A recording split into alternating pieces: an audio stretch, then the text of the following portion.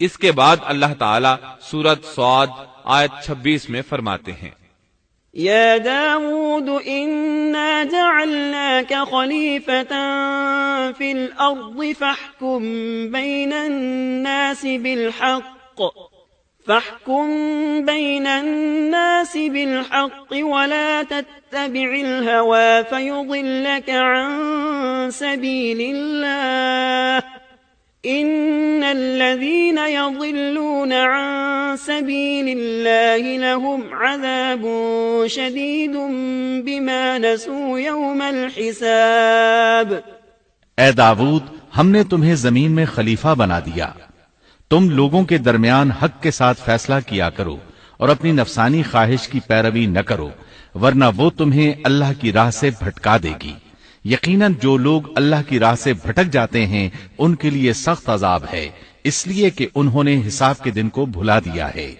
اس طرح داؤد علیہ السلام اللہ تعالیٰ کے اس فرمان کے مطابق فیصلے کرنے لگے۔ اللہ کے ہاں ان کا احترام اور اکرام اور بڑھ گیا۔ آپ کثرت سے روزے رکھتے اور خوب عبادت کرتے۔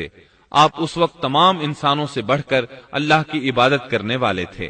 امام بخاری نے ایک حدیث نقل کی ہے جس کے الفاظ کچھ اس طرح ہیں، احب الصلاة الى اللہ صلاة داود واحب الصيام الى اللہ صيام داود وكان ينام نصف الليل ويقوم ثلثه وينام سدسه وكان يصوم يوما ويفطر يوما ولا يفر اذا لاقا۔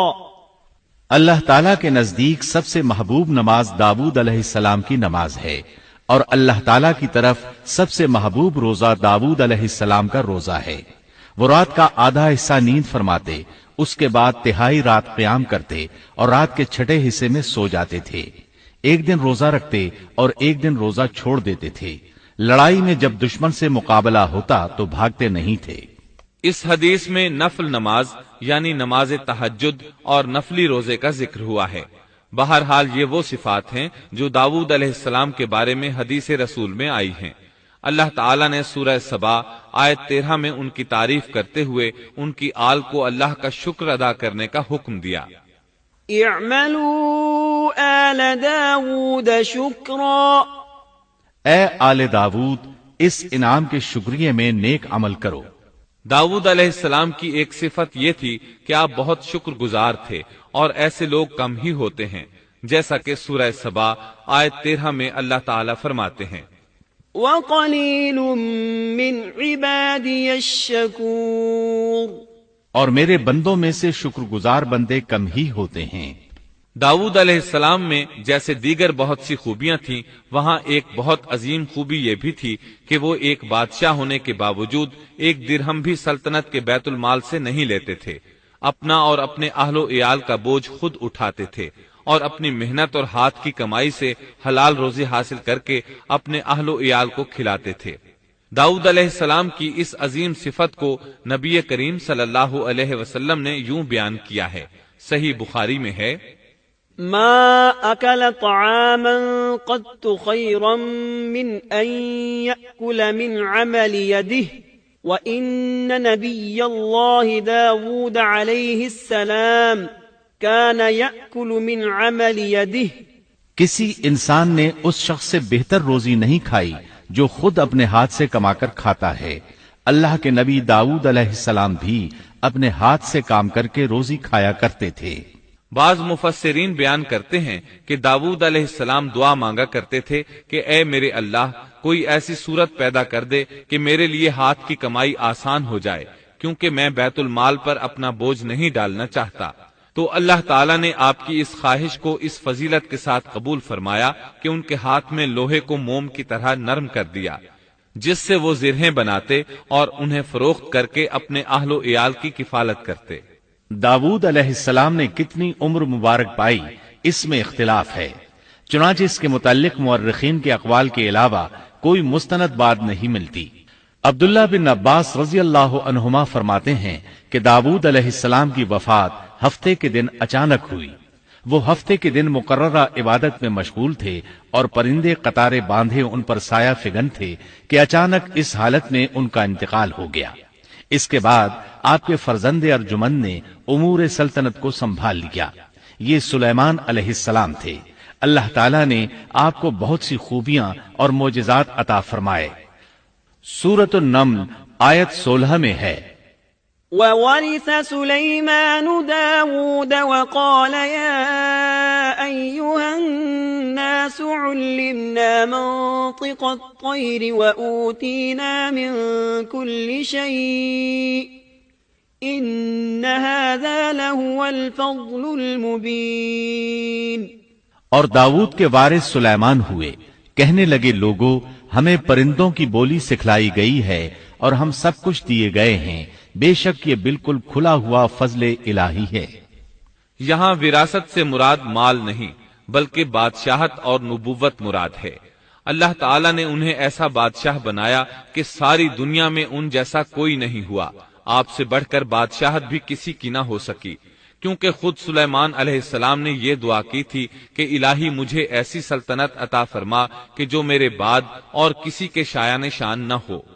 قال رب هب لي ملكا لا ينبغي لأحد من بعدي إنك أنت الوهاب فسخرنا له الريح تجري بأمره رخاء حيث أصاب والشياطين كل بناء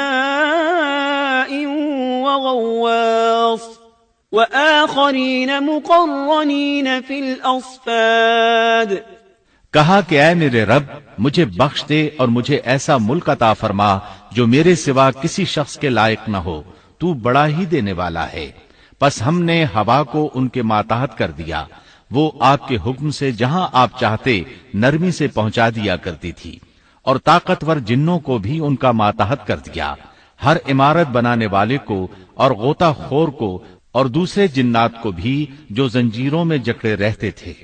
جن سلیمان علیہ السلام کے حکم سے بلند و بالا عمارتیں تعمیر کرتے تھے، دریاؤں میں غوطہ لگا کر ان سے ہیرے جواہرات اور موتی وغیرہ نکالتے تھے۔ دوسرے جو کام عام انسانوں کی طاقت سے زیادہ ہوتے تھے وہ آپ جنوں سے لیا کرتے تھے۔ جو جن آپ کے حکم سے سرتابی کرتے یا شرارتیں کر کے کام میں رکاوٹ ڈالتے یا دوسروں کو تنگ کرتے تو آپ انہیں زنجیروں میں جکڑ کر قید خانے میں ڈال دیتے، اور یہ آپ پر اللہ کی طرف سے بہت بڑا انعام اور احسان تھا، جیسا کہ اللہ تعالیٰ سورۃ صاد آیت 39 میں فرماتے ہیں، هذا عطاؤنا فامنن او امسک بغیر حساب۔ یہ ہے ہمارا عطیہ، اب تو احسان کر یا روک رکھ، کچھ حساب نہیں۔ اللہ تعالیٰ نے سلیمان علیہ السلام کو ان پر قبضہ اور اختیار دے دیا اور فرمایا اب آپ کی مرضی، آپ انہیں سزا دیں یا درگزر کریں، کسی کو کچھ دیں یا روک لیں، آپ کے لیے سب کچھ جائز ہے۔ دوسرے مقام پر اللہ تعالیٰ سورہ سبا آیت 12 میں فرماتے ہیں، وَمِنَ الْجِنِّ مَن يَعْمَلُ بَيْنَ يَدَيْهِ بِإِذْنِ رَبِّهِ وَمَن يَزِغْ مِنْهُمْ عَنْ أَمْرِنَا نُذِقْهُ مِنْ عَذَابِ السَّعِيرِ۔ اور اس کے رب کے حکم سے بعض جنات اس کی ماتحتی میں اس کے سامنے کام کرتے تھے، اور ان میں سے جو بھی ہمارے حکم سے سرکشی کرے ہم اسے بھڑکتی ہوئی آگ کے عذاب کا مزہ چکھائیں گے۔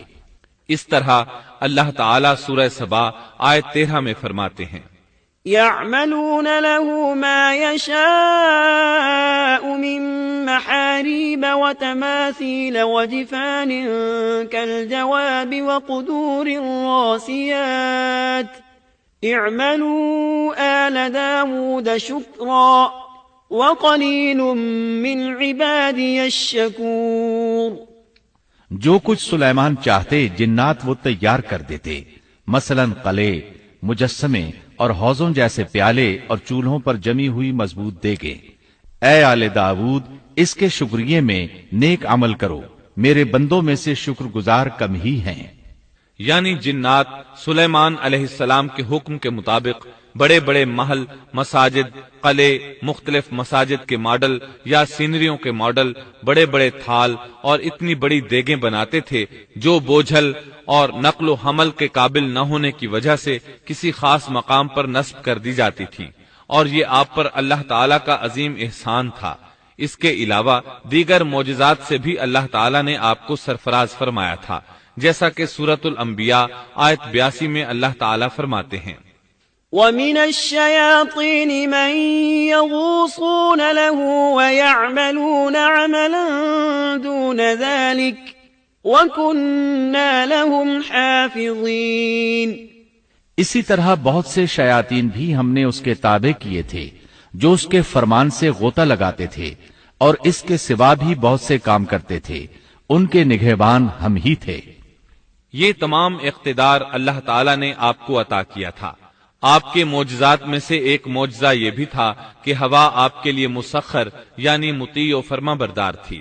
اللہ تعالیٰ سورہ صاد آیت 36 میں فرماتے ہیں، فَسَخَّرْنَا لَهُ الرِّيحَ تَجْرِي بِأَمْرِهِ رُخَاءً حَيْثُ أَصَابَ۔ پس ہم نے ہوا کو ان کے ماتحت کر دیا، وہ آپ کے حکم سے جہاں آپ چاہتے نرمی سے پہنچا دیا کرتی تھی۔ اللہ تعالیٰ سورۃ الانبیاء آیت 81 میں فرماتے ہیں، وَلِسُلَيْمَانَ الرِّيحَ عَاصِفَةً تَجْرِي بِأَمْرِهِ إِلَى الْأَرْضِ الَّتِي بَارَكْنَا فِيهَا وَكُنَّا بِكُلِّ شَيْءٍ عَالِمِينَ۔ اور ہم نے تیز و تند ہوا کو سلیمان کے تابع کر دیا جو اس کے فرمان کے مطابق اس زمین کی طرف چلتی تھی جہاں ہم نے برکت دے رکھی ہے، اور ہم ہر چیز کا علم رکھنے والے ہیں۔ اسی طرح اللہ تعالیٰ سورہ سبا آیت 12 میں فرماتے ہیں، وَلِسُلَيْمَانَ الرِّيحَ غُدُوُّهَا شَهْرٌ وَرَوَاحُهَا شَهْرٌ۔ اور ہم نے سلیمان کے لیے ہوا کو مسخر کر دیا کہ صبح کی منزل اس کی مہینہ بھر کی ہوتی تھی اور شام کی منزل بھی مہینہ بھر کی ہوتی تھی۔ دیگر معجزات کی طرح اللہ تعالیٰ نے سلیمان علیہ السلام کو یہ معجزہ بھی عطا فرمایا کہ تیز و تند ہوا کو ان کا تابع فرمان بنا دیا۔ آپ اس ہوا کو جس طرح کا حکم دیتے وہ حکم کی تعمیل کرتی، اور اس طرح آپ ایک ماہ کا سفر چند گھنٹوں میں طے کر لیا کرتے تھے۔